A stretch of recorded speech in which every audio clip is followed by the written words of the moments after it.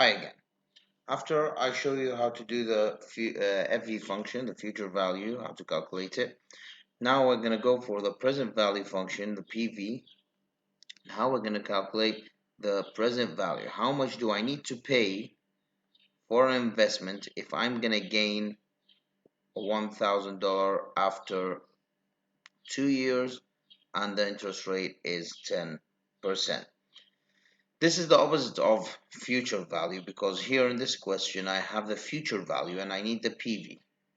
The first one was I have the PV or payment or both of them and I need to calculate the FV or the future value.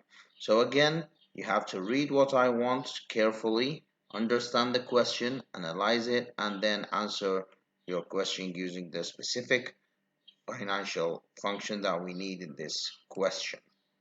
So here, if we receive the amount of 1,000, we're going to receive an amount for 1,000 after 2 years. That means it's going to be the future value. So my FV here is going to be $1,000.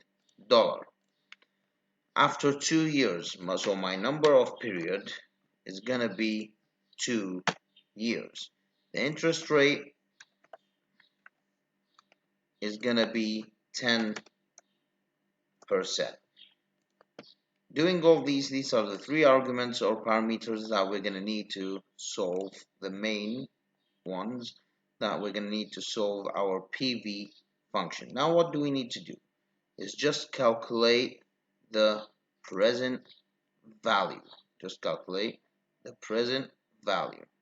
And here, equal PV. What do I have? I need the rate, so this is the rate, comma. Number of period, I have it. Do I have payments? No, I don't have payments in this question, so skip it by pressing another comma.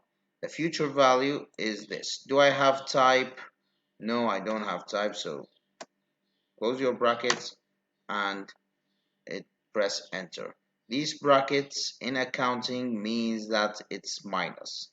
It can be write it like this in this format, or you can write it like this in this format. PV, it's very easy. You can just acquire more marks in example this function.